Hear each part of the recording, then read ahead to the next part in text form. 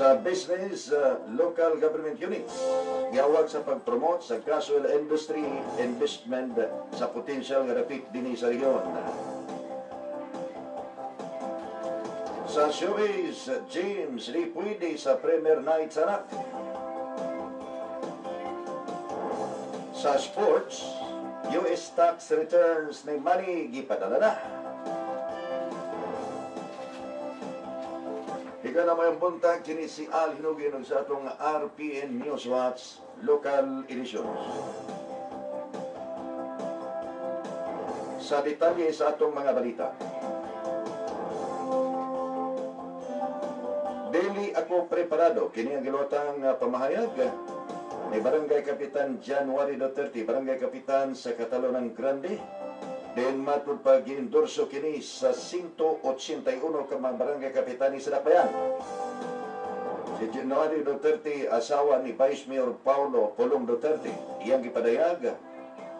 Matud pa ang pagpa-endorso sa iya gikan sa mga Barangay Kapitanis atol kini sa tulumanon pulong-pulong ni Pulong kaghapong adlaw atol sa regular session. Gusto unta nako ang mag-focus lang sa Catalonan. Dili basta-basta nga mahimo kang presidente sa liga.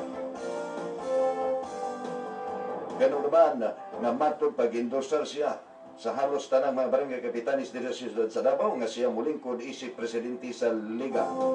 Hinoon na personal sa siyang gindoso.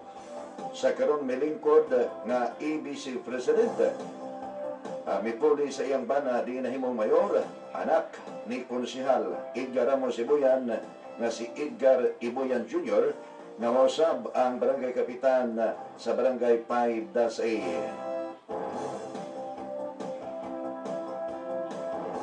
Alas 7:04 ang atong oras. Padayon sa balitang lokal. Osaka Peneriso 15 bago nakagawat sa presuhan ng iposil patay alas 8:45 kagahapon sa buntag, Martes dito sa Sandel Subdivision, Barangay Talomo proper.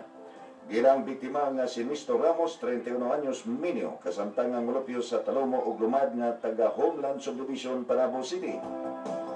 Base sa impormasyon nga nakalap, nasairan nga alas 8 antag na sa buntag, gibuhian sa Talomo Police Station si Ramos, sanglit na hulog na lamang ang kaso sa regular filing. Si Ramos nadakpan tungod sa pagsaka sa balay ni Engelbert Paragusto, taga Carmelo Homes, Puan, niadtong Domingo.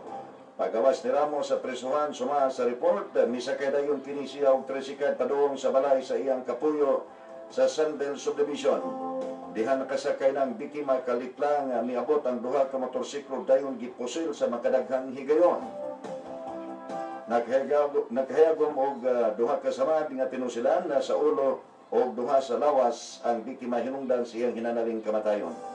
Daghang basiyo sa kalibre 45 nga pistola ang nakaplagan sa kapulisan sa crime scene. Sumala ni Police Superintendent Julius Silagan, hipi sa Talomo Police Station, nasubay sa ilang record, kaduhan na napriso ang biktima sa ilang presinto o sa Police Station. Nalambigit kini siya sa mga kasong kawat, sulti ni Silagan. Sa pagkakaroon, gisusi pa sa kapulisan ang matuod nga anggulo sa pagpusil patay sa biktima aron maila kung kinsa ang mga responsable. Alas 7:06. Si Davao City Mayor Rodrigo Duterte may perma na niya tumibang Lunes o rekomendasyon ng garantiya sa productivity enhancement incentive kung PEI nga mas na ilang Christmas bonus sa tanang mga empleyado sa city government. Ang resultan nga bonus i-release sa Disyembre 16 hangtod sa Disyembre 24. Pero ang kagamanan sa siyudad sa Davao mga empleyado matud pa sa ilang pagdawat o bonus mas ubos kini kun itandi niadtong milabay nga tuig. Ang tanan makadawat og bonus apan gi-discourage sa mayor ang Christmas party.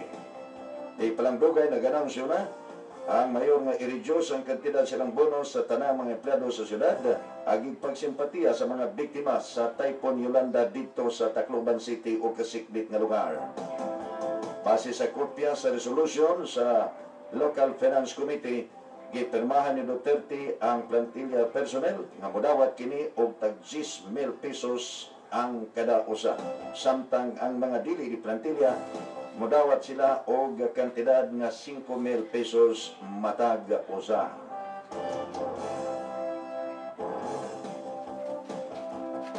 Alas 7:08 ang atong oras. Padayon sa atong mga balitang lokal, ang Municipal Trial Court in Cities MTCC Branch 2 kagahapon nagsugod na sa recounting sa revision sa 117 ballot boxes nga gi-question pinagi sa re-electionist barangay Captain kinsa na field day dili Plandugay niadtong labay nga barangay election Oktubre 28. Ang recount hitabo human nga ang MTCC Branch 2 Judge Marie Estrellita Tolentino Rojas nagmando sa City Treasurer's Office o sa Commission on Election Comunidad Davao City nga isubmit ang mga ballot boxes gikan sa 248 ka presento sa Cesario Villa Abrili Elementary School o Kabakan Elementary School una sugdanan isgutan ang recount. Si kanhi Barangay 76 Captain Robert Ulanulan gi-question ang resulta gikan sa polling precinct sa duha ka tunghaan kinsa siya nagakusar sa elected Barangay Captain Rolando Trahira o ang iyang mga supporter o ang Board of Election Tellers nga gihimo ang massive nga pagpanigas. Si Rojas usab nagmando niadtong labay Nobyembre 21 sa pagporma og tulo ka revision sa recounting committees nga naglangkod kini sa MTCC Branch 2, staff chairman o duha ka representative sa matag complainant o ingon man respondent. Ang unang komite gipangluhan kini sa MTCC Branch 2, Clerk of Court Judy Ann Garcia, kauban ang usa ka Nestor Garrido o usa ka Wilson Solomon Jr. Isip representante ni Ulan-Ulan Marion Flores o Pedro Maamo, isip representante o watcher ni Trahira. Alas 7:10 ang atong oras. Padayon sa itong mga balitang lokal, nagsugod na pagpanakop ang Traffic Management Group kung TMG sa mga malapason sa speed limit sa Dakbayan. Sumala ni Traffic Management Group Chief Police Senior Police Superintendent Rodilio Pulikit na ubay-ubay na sa mga driver ang ilang nasikop tungod wa motuman kini sa speed limit. Aminado si Pulikit nga wala pa'y mga speed guns ang iya mga sakop nga gitasan sa pagdakop sa mga kaskasiro mga driver.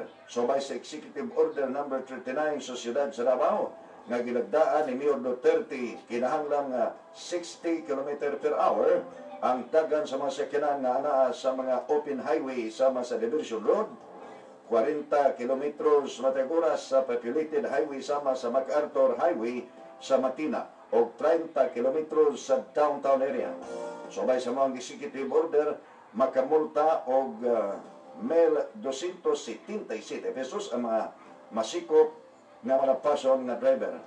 Daghan panini ang mamahimong matanggalan og lisensya ang mga driver kung magkadaghan nga madakpan nga naglapas sa maong executive order.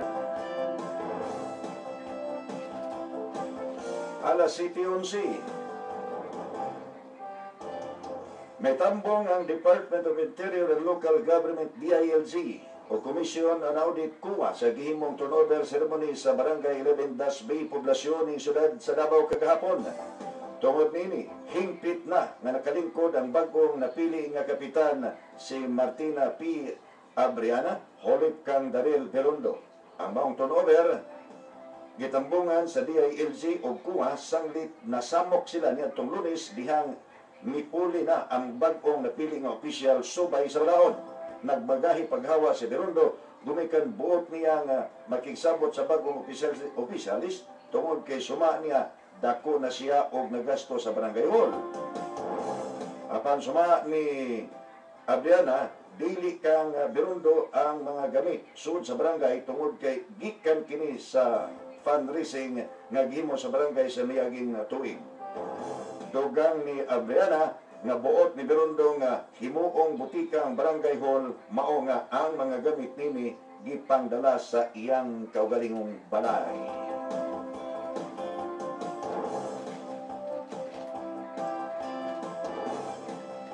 Alas City 13, gikan sa Sarangani Province, gikonsidera nga pinakamaayo nga stress debriefing sa mga biktima sa Bagyong Yolanda ang pagbisita kanhi ni Sarangani Representative kung pagbisita kanila ni Sarangani Representative Manny Pacquiao niadto milabay nga adlaw.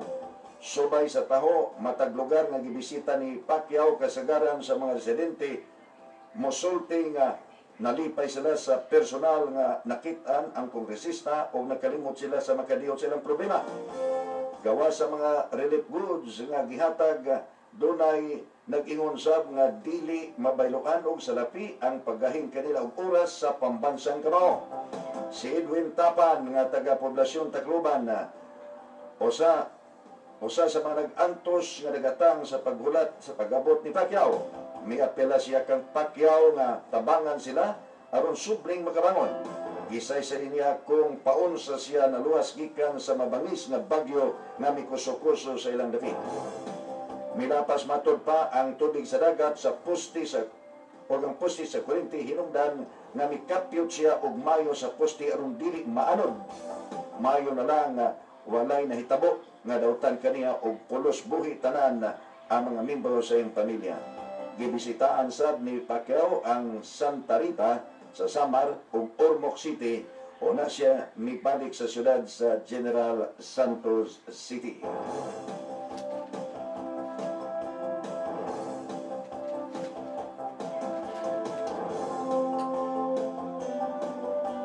Alas City 14 o karon sa Balitang Nasyonal. Ang Balitang Nasyonal hatod kaninyo sa Manila Bulletin, the Philippine National Leading Newspaper today. Alang sa mga rabas nga Balitang Nasyonal, basa kanunay sa Manila Bulletin. Sa Balitang Nasyonal, human ang liquefied petroleum gas LPG ang presyo na sab sa ubang petroleum products ang itaas ang presyo nini. Kagahapon sa buntag, nagpatuman og 1.35 pesos kada litro nga pagtaas sa diesel o 35 centavos sa gasolina ang mga kompanya sa Petron, Shell, Phoenix Petroleum o ang Petron Philippines.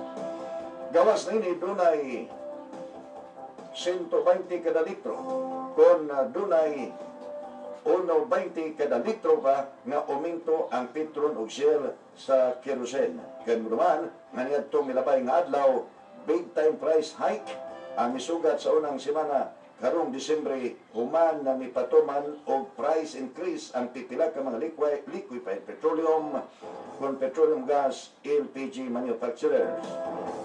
Ang matag 11 ka tangke sa LPG moabot na og 900 pesos ang presyo.